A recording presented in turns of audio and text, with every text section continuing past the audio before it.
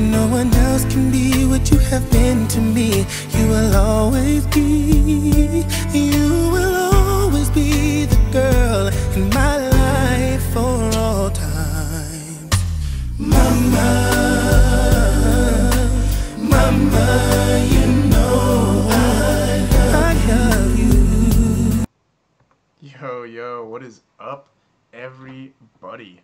Welcome to the Payoff pitch presented by Fantasy Phenom. Special edition tonight. Shout out to Momma Nusser. It is her birthday, the one and only, the reason I am here today. So I know you don't watch the shows, Mom, but happy birthday. That's for those of you, that is a Boys to Men, a song for Mama. One of my all-time favorites. So there you go. Happy birthday to Mama. Hey, I'm sure she watches the show. She probably just tells you that to, mess with you. You never know. I don't even think my mom knows how to use YouTube. Nice. You got to set up those automatic notifications, then she'll figure it out. I don't even know if she has the app installed. I think it comes pre-installed on your phone. I think it does. Oh, man. Good night again, man. Yeah. Looking at, let's take a look. What's up, Rudy and Mike? Dudes What's in the up, chat. guys? Appreciate y'all checking in. So, write-ups continue, and with that, continue to be, I would say, rather successful. So, I highlighted 6 pitchers today, as you see here. The pay-up options, of course, Chris Archer and Luis Severino. And sure enough, we'll get to Severino, who was the most dominant pitcher on the slate. 3 of the top 5 DraftKings scores were highlighted in this, or 3 of the top 5 value plays, I apologize, price per dollar, or point per dollar, were highlighted here. So I'd say we had a successful night. Jimmy Nelson in that mid-range. Jose Barrios looked like he was going to be a bust. I mean, he definitely didn't pitch well, but he pitched well enough to get that win, which was big. Those 4 points helped.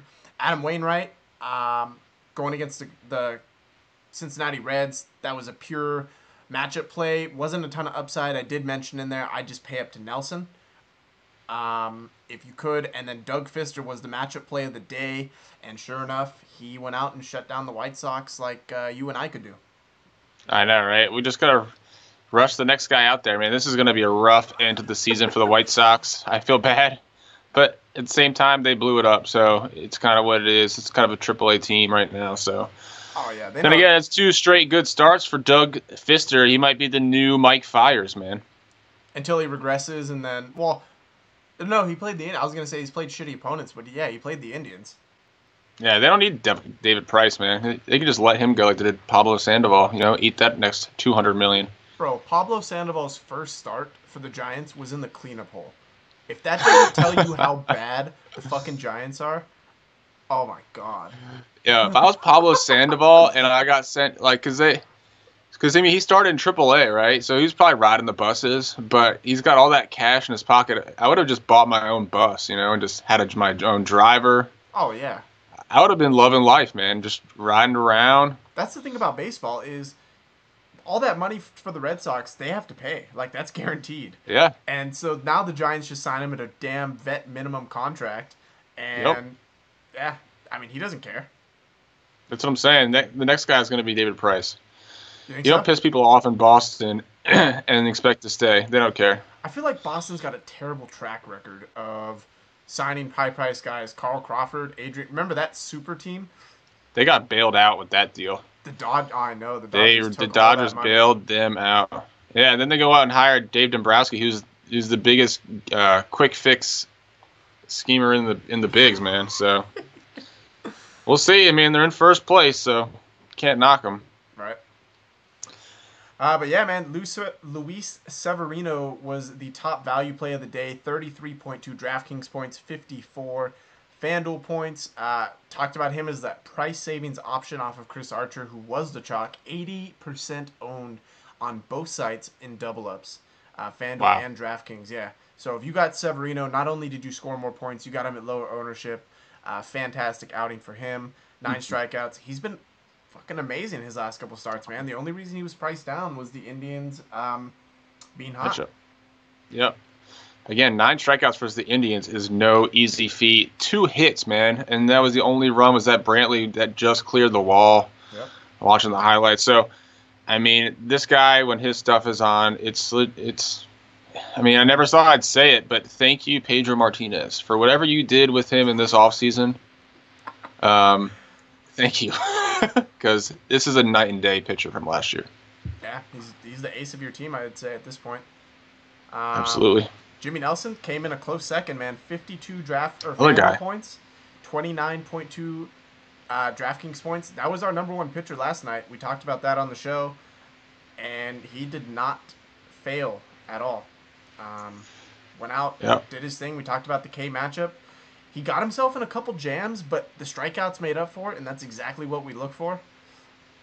Doug Fister, not crazy far behind. If you were looking for price savings, you got plenty of production. If you hit your bats, you were looking good. Clayton Richard and Ubaldo Jimenez were surprise appearances, I'd say the least. Clayton Richard, obviously the Pirates, if I'm not mistaken, beat him up in San Diego. He went out and had a good game today. And then Ubaldo continues to just fuck with people's lineups. Detroit was the one stack I missed today. I was all over Detroit, and Ubaldo. Yeah, I think those second start in a row said "fuck you." Right. Well, those last 2 guys, I mean, their final totals helped out by their teams. Obviously, those 3 points really helped them put them on this list. You know, just had kind of serviceable starts. Jimmy was a win away from probably being the ace of the slate. From a value point of view. And, I mean, he is just another guy. Believe it or not, I mean, the Brewers didn't get the win today. We kind of predicted that to be a pitching duel. But he's actually leading the team in wins above replacement this season. Another guy that kind of changed his arm slot, really focused on his mechanics. He actually studied exercise science in college. And it's like, he's obsessed with it apparently. So a guy that's really fine-tuned his skills and made his pitches more consistent, and it's been showing a lot this year. I did not know that. There you go. Mic dropping knowledge. That's right. The bats of the day, King of the Diamond goes to Chris Young. Every time this guy is chalk, he goes off. And I mean, this has got to be his best game of the year, though. I mean, this is beyond going off. Oh, absolutely. Him and Machado and Jose Martinez were. Well, actually, Jose Martinez wasn't super chalk. Contreras was mad chalk, and he hit 2 home runs. Talked about him. He's on a tear right now. Chris Young, he's hitting. He has 1 home run all year versus a lefty. The supposed lefty killer. Like, he was coming in. It was that 1 year, man. He had that 1 year in Yankee Stadium where they platooned him because he was. Because I think he's a switch hitter. Yeah, he's a switch hitter. So Chris Young, they platooned him. Isn't he? No, he only hits from the right. Yeah, he only hits from the right. I don't know why, but I guess when he that year in Yankee Stadium they platooned him versus lefties and just had this in a phenomenal year. And it's not really, if you look at his career numbers, it doesn't really match up. Yeah, but he's killing righties this year. He's starting to get more at bats too, at the expense of Jackie Bradley Jr. Yeah. But then Manny Machado, talk about the Royals heating up. Him and Joey Rickard, number 2 and 3 on Manny this list. Machado will have a dozen home runs in the month of August. What's he got right now? I don't know, but I'm just saying. Okay. It's going to happen. Bold call. We'll see. Let's look it up. I'm sure he's got to be close if he's not there yet. He's already got, 6-7 home runs? Yeah, it's only been, a week. La la la. Either way, we all know this guy was seriously due for some regression if you look at the advanced metrics. And it's coming. It's definitely going to be coming. He's a guy that we're not going to be able to get at a low price for much longer. This is facts. So. All right. Well, we got a 7-game main tomorrow. Short slate. Ownership will be important. And it's going to be a tricky one, I think. We have, obviously, Max, who we know his upside. And when Max is on, Max cannot be touched, but I Nope. think people will be a wee bit concerned with his not only injury last time, neck spasms, and let me tell you, that shit is no fucking joke. Um, I suffered neck spasms throughout my high school football career. I'm not going to say I was a good football player, but I still had the neck spasms. And every time you aggravated, that shit just sent fucking, like, pins and needles down your arms. So I can imagine why he left that start. I'm taking your role here, Mike, as the EMT tonight. I was gonna say, you got the experience, man. No one knows but the people that have gone through it the best, you know. And so I think people are going to be scared off of him. And he's high priced, as he should be. But there comes great risk with it. So excited about that. And then Jake Arrieta, another ace. Irvin Santana, who I think is going to be mad chalk tomorrow. And I hate Irvin Santana when he's chalk. So Thing is about Max. So tomorrow is definitely intriguing. So I agree with you. Neck spasms are not something you can prepare for. They come on very suddenly, and usually, you know, without warning. So with Scherzer, you know, he did a bullpen session. He didn't do any rehab. You know, yeah. He removed him. The good thing is he removed himself from the start when it first happened, which tells me he's probably had that before. He did his bullpen session, says he's good to go. I guarantee he's going to be given the leash, and it's not something that should affect his mechanics. It's not something that, like, your neck, I mean, correct me if I'm wrong, but your neck doesn't really stay tight and sore for an extended period of time following a spasm. No. It's usually just kind of a sudden thing. So, you know, and maybe when he gets back into game action, it could trigger something again. Maybe that takes people off of that play in cash just because of the comfort, you know, at that price. I don't know. But on a 7-game slate, you know, minus any sort of injury at 12-8, I think every day of the week he's going to be the number one highest owned play, right? I agree, man. And he's dominated Miami this year, so. He dominates everybody. But, yeah. Starting with Detroit-Pittsburgh, we have Trevor Williams and Jordan Zimmerman. I think Jordan Zimmerman is my favorite spot to attack right now. Pittsburgh is slowly creeping back up in those 7-day rankings. Looking at where they're hitting, they're back to top 10 in the last 7 days, so I do like that. But as me and Mike were talking about before the show, Pittsburgh either does nothing or they do really well. And Jordan Zimmerman's been complete ass on the season over his last couple of games. He had like that little run, like of 5 games where he had quality starts, but other than that, he's been bad. And Pittsburgh has some hot bats. Josh Harrison's hot since he came back. Andrew McCutchen, I mean, he's been doing it since May. Starling Marte's heated up a little bit. Gregory Polanco's looking good. So definitely like attacking Jordan Zimmerman. I don't think I throw Trevor Williams. Detroit is bad versus righties on the road. Won't be playing any of them. But can't find myself getting on Trevor Williams. I don't think there's enough K upside. Yeah, and you know, Zimmerman did pitch most of his career in the NL, so he understands that role in the batter's box. Being that this is an interleague matchup, the thing about Pittsburgh, like you said, I mean, this team is not a safe stack to me. You know, they do go off from time to time, and they also have been shut down by some pretty poor teams lately. You know, they haven't been facing tough opponents. Their last 4 series were San Diego, Cincinnati, and San Francisco. So, you know, they've been cold for some bad teams recently with some games here and there where they've put up some crooked numbers. Zimmerman definitely is a guy that we like to attack. Obviously, that fly ball rate is intriguing, and does get hit hard. He's just coming off probably his best performance in Yankee Stadium, which would generally be the best place to go against a fly ball pitcher. But you know, this guy he can turn it on, that's for sure. But I think I'd rather play Pittsburgh bats than I would Jordan Zimmerman for sure.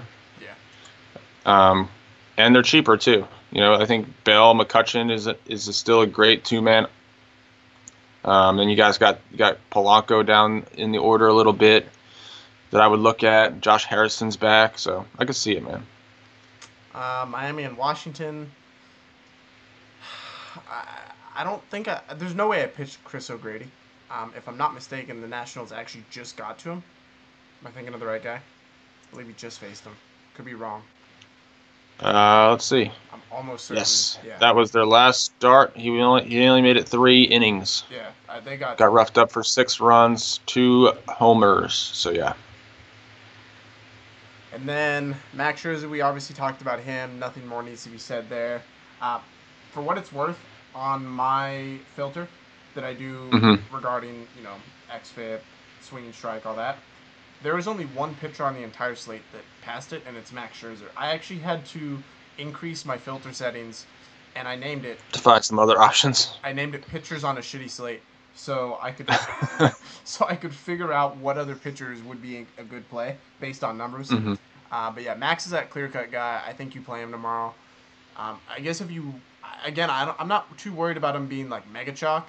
I think he'll obviously have chalk on a 7-game slate, but I don't see him being 80-90% owned like he usually would be on a 7-gamer. Yeah, problem with it is either going to have to pay down for your second pitcher and punt 1 or 2 position players, or you're going to have to find a cheaper stack, I guess, kind of like Pittsburgh minus McCutchen or some others we'll talk about. But, you do handicap yourself with Scherzer, but on a 7-game slate at 12-8, again, minus injury, I think it's something that we would be doing every day of the week. So just looking at this pitch landscape, it doesn't make any sense to go, like you said, with your filter. I mean, yeah, I'm with you. Wallace Chacin, he's expensive tomorrow. Makes sense on a 7-game slate. That's going to be a no thank you for me. Wallace Chacin on the road, no bueno. Cincinnati, they're cold. They're really cold, but Wallace Chacin on the road, not enough K upside for me, and he's too high priced. Can't go there. Obviously, Robert Stevenson is still the listed pitcher on both sites. It will not be him. He is on the DL, and Tim Adelman looks to be making a start in his place. It could be some random guy they throw in there too. I mean, Cincinnati's not really in it to win it right now, so yeah, we'll see. They've had at least 50 different starting pitchers this season already. This is bad. It's been pretty bad. This is Go ahead. I was gonna say worth noting. I just like to talk about these splits. Let's just reiterate with Chacin. A 1.86 ERA at home, 7.35 on the road. Batting average against a 183 at home, 320 on the road. I mean, that is 140 points of batting average, man. Like, how does that happen? Fucking I don't know, man. Who knows? I'm a fade this entire game, to be honest with you. I don't like a lot of bats from it. I'm definitely not playing the pitchers, so. I think if I were to go in this game, it's going to depend on what who they're pitching. Honestly, it's too hard to tell right now. I think since San Diego would be the guys I look at, but it's going to be pretty much up to who's on the mound. Milwaukee, Minnesota. This is that guy that I think both of us are paying down to, Brent Souter. Milwaukee, not good versus lefties. I'm sorry, Minnesota, not good versus lefties. On the season, they are better at home, but still, I like Souter for this upset or for his matchup here. I think he's got enough K upside, and he just I don't know how he continues to do it with a sub 90 fastball, but he does it, and his xFIP says that his performance is legit. So I'm gonna keep rolling with him. He's cheap, fits perfect with Scherzer, and then Irvin Santana, as I mentioned, is probably going to be chalk. I don't like chalky Irvin Santana, man. If he goes out in balls, he's got the matchup. His swing and strike rate is legit over the last couple weeks. And Milwaukee strikes out a shitload. But that fly ball rate worries me, man. And Irvin Santana, even in his good starts, his xFIP shows that he's not been good. So I think he's getting a little lucky. Santana, man, he is just, I'll just reiterate some of what you said, but We talk about the regression all year long from day one, man. I think we're seeing the real Urban Santana in the second half, a guy that, when he faces teams that, can give him confidence the first time through the order, he goes out and finishes the job. Yep. He comes out, has a shaky start. It seems like he can't. All of 5 of his complete games this year have been on the road, which is strange because you have to pitch an extra inning to do so. But Milwaukee seems to be one of the better options to attack as far as pitching on this slate. So definitely going to be in consideration for a lot of people tomorrow, I would imagine. I think it's going to come down to who's got where the talk is coming from is if he's going to make my pool. But just to mention some facts on Brent Souter real quick. Just some fun facts. Again, I read a lot of articles. That's how I knew about the whole thing with Jimmy Nelson. If you're not following Twitter, make sure you do. I tend to tweet out all the articles I'm reading. Brent Souter is a Harvard grad, one of 7% of applicants that got accepted and did graduate. He has the lowest velocity fastball of anyone in the majors this year. And in this article, he talks about in the minors, they tried to get him to smooth out his mechanics. He's got this real like herky, jerky motion. Yep. And when he tried to, he was able to throw the fastball harder, but he would get waxed, his words. So he was like, all right, well, this path isn't going to work. So I just like my pitching style, and I've embraced it. And maybe it's lucky, but it's gotten me here, so I'm going to stick with it. Yeah, stick with what works, right? Look at Lonzo Ball, man. Same shit. Different sport, obviously, but, all the... No, I mean... Same shit, man. If it works, don't change it. Same shit. But yeah, this article comes from a website called Beyond the Box Score. I'll tweet it out. Definitely good place. We got St. Louis and Kansas City. Carlos Martinez, who has been ass Beetlejuice the last couple days, and Ian Kennedy, who on the season has pitched well, but severe regression at least should be coming for him. Didn't pitch well in his last start, but St. Louis is mad fucking cold. There's no way I play any St. Louis bats against Kennedy tomorrow.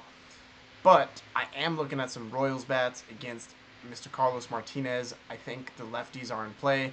Eric Hosmer is criminally priced at $3,500 on DK. That is a price exploit, in my opinion.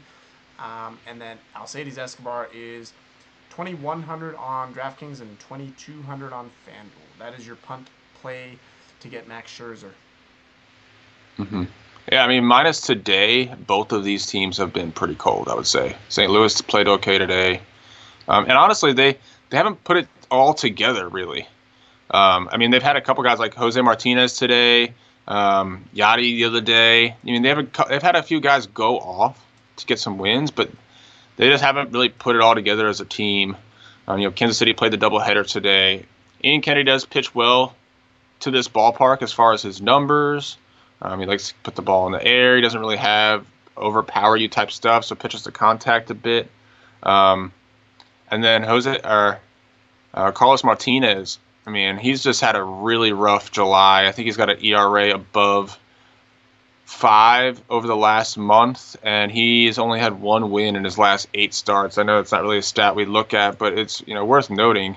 You got to pitch well to at least get in line for a win. So yeah. Exactly. So, I mean, we know what this guy can do. One of the 3 best curveballs in baseball, according to Fangraphs. So he's got an out pitch. He does walk a ton. But when he's on, he's on. And, I mean, on a 7-game slate, I think he's worth a look. Okay. We got Baltimore and LA, one of the 2 late games. Dylan Bundy pitched gem last time. JC Ramirez also pitched well. Baltimore is hot. LA is hotter. So this is going to be a complete pitcher fade for me. Yeah. If these pitchers shut him down, they shut him down. But Angels are a top 5 team in baseball over the last week in WOBA. Baltimore is a top 10 team. And I know this is a pitcher's park, but LA, their best power split is at home versus righties. I don't see any reason why that couldn't continue tomorrow. Dylan Bundy has an extremely high fly ball rate, especially over the last 14, over 50%. And his xFIP is over 5 on the year, over almost 5.5 over the last 14. So I think he can be attacked. JC Ramirez almost in the same boat. XFIP near in 5. So again, I just don't think either of these pitchers are in play. This is a shitty pitching slate, to be honest with you. There's like 3 or 4 guys that I look at tomorrow, and neither of these 2 guys make it. Yeah, especially with, like you said, how these teams have been hitting as of late. I mean, Baltimore still thinks they're in it. You know, they made some moves at the deadline that I thought were pretty wishy-washy at best. But I mean, they did bring a number 1 pick in Tim Beckham and a Hellickson, who's he's such an Orioles starter to me. I don't know why. But that move to get Hellickson shows you how that I felt about Dylan Bundy's month of July. He posted an 8.41 ERA in July after posting an ERA just under 6 in the month of June. So this guy had 1 foot out the door. They've given this guy second and third chances already, and he's had flashes, but terrible July. And what does he do? His first start in August. You know, it gives him a reason to stay. I mean, it's a classic Steven Drew move. Let's put it that way. Dylan Bundy is that girlfriend that you keep breaking up with, and then find a way to get back to her. No, it's you're right about. Yeah, I was gonna say you're right about to break up with her, and she comes in with this real sob story. You're like, God damn it, I can't do this now. You know, that would just be a dick move. I can't just break up with her now. I feel it, man. I've been in those spots. I know the Orioles pain, especially when there's money involved. There's always money involved and invested. The commitment is real, right? Yeah, so I think you go right back to Baltimore. I definitely will be tomorrow. JC Ramirez, he throws strikes, and he does get strikeouts, but you know, there's nothing amazing about his pitches. So, yeah. I'm definitely on some Baltimore tomorrow. It does kind of suck that they're flying to LA. This game's in LA, correct? Yes, it is. Yeah, so that to me is a little bit of a worry. You know, hopefully that won't halt their hot streak. I mean, maybe it's a bit of a thin narrative, but we saw with the Yankees this year, they were on a tear, and then they went to California and just went cold for those 2 series. So without an off day, if you remember. Yes, I do. So it does happen. And then finally, we got Chicago and San Francisco. Jake Arrieta, he is the second highest priced pitcher on both sites. He comes in at 9.8 on FanDuel and 11.6 on DraftKings. He is $1,300 less on FanDuel than Mr. Max Scherzer, and 1,200 less on DraftKings. 11.6, 12. Yes, 1,200. Yeah. Not enough to me, but I guess definitely is an argument to be made here. Arrieta in San Francisco versus Scherzer in Miami. I love what Arrieta's been doing in his last couple starts. Dude is back to the Arrieta of PEDs. No shade. But Dallas Keuchel, Jake Arrieta for the rest of the season. For the rest of the season, I'm gonna have some recency bias here and say Arrieta. Yeah, definitely one of those buy low, sell high type of deals. I think, you know, that you kind of you can ask that question at 5 different points throughout the season and probably get 5 different answers. This is facts. Matt Moore, garbage. Saw him pitch live and give up 3 home runs to the A's on the road. Fantastic. Dude needs to. They need to cut the ties with Matt Moore. Give him the Dylan Bundy treatment. But anyways, man, I like some Chicago bats tomorrow, specifically the righties. I think you're going to see some Albert Almora, who's cheap on both sides. Javi Baez is hot. Wilson Contreras is even hotter. So definitely looking at some Cubs righties. I know it's in San Francisco, but these guys have power. And then Arrieta, my only concern with him is Giants still strike out a ton. He's got legit strikeout stuff, and so if he's on, he's on. But Giants just, they don't strike out a ton. He's got a really, really, really safe floor being in San Francisco in that park. But upside, I worry about. Yeah, to me, it's Scherzer over Arrieta, man. I don't know. If the price, it was a little bit more of a difference, $1,200 isn't enough for me. I think if I'm paying up at 11.6, I might as well just fork over $1,200 more to get Scherzer. I don't think there'll be enough value to play both. I think we'll see a lot of Scherzer, Santana tomorrow. That's what I'm saying, man. I think Santana's that chalk as the SP2. Yeah, and Matt Moore I feel like is 38, but he's really only like 28 somehow. So I think he might be stuck with him for a little bit. Yeah, I feel you.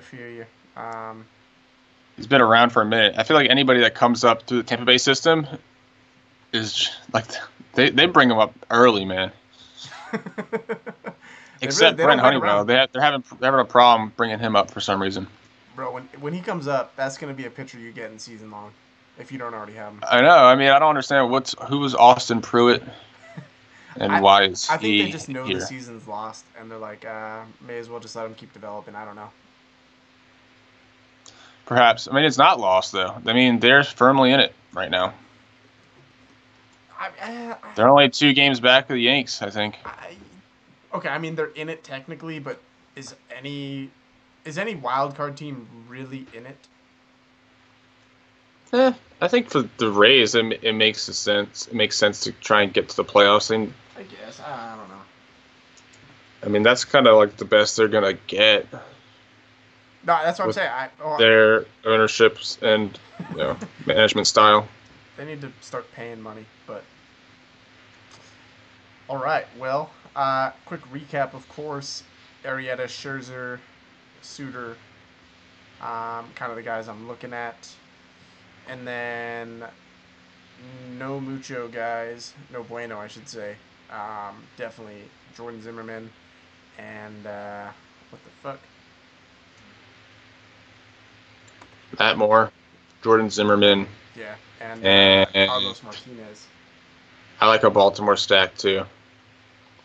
I kind of like pitching some Martinez as a dice roll on this 7-game slate. I don't know, I just like his upside. And then Santana I think has probably the best matchup, but I don't think it'll be a secret, like you said. I think it's gonna be chalk, and I don't like chalky Santana. Real quick, gotta plug David. Dude is doing write-ups in the golf chat and river. So if you guys are interested in playing some golf DFS, big weekend. Yes, sir. Check out those write-ups. David is going deep and in depth. If you are also in river looking for the MLB, make sure you guys click the post function. Let me make sure you can see my screen.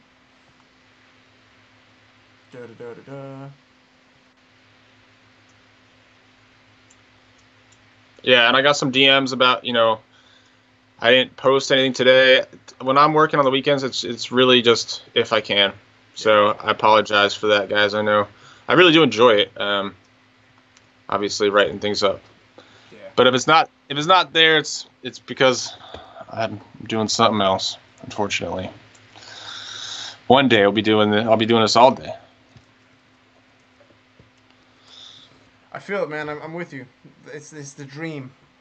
But yeah, that's right. If you guys are looking for those posts, they are in the MLB chat. Click that post button up at the top, and you'll see all of the action there. And then, of course, same thing for golf. That's in the PGA channel, and so on and so forth. Jer has done his thing. He's now posting the pitching options. I think Theo is going to get into it, and then NFL is coming. That is going to be an article frenzy. So we looking forward to it, man. Yeah, if you guys ever want to chat about, season-long prep for NA or NBA or NFL, I am firmly adept in knowledge when it comes to prepping for season-long there. So if you ever guys just want to chat, hit me up on Twitter, hit me up in the River group, wherever, man. I'd love to. Yes, sir. So, all right, guys. Well, as always, hit that link down below. Join. Subscribe, get that 7-day free trial. If nothing else, you get to try it for free. I promise, no charge involved. Just cancel before it's over if it's not for you. But I think you'll like it and stick around. As always, follow us on Twitter, Fantasy Phenom. Follow our personal accounts. You see them up there. And we'll answer any questions. Hit us up throughout the day. I work full-time with this, so I'm always available. Mike's available during the week, so hit us up. We'll help you guys out. Definitely. All right, guys. So have Thanks a for tuning in. night. Yep.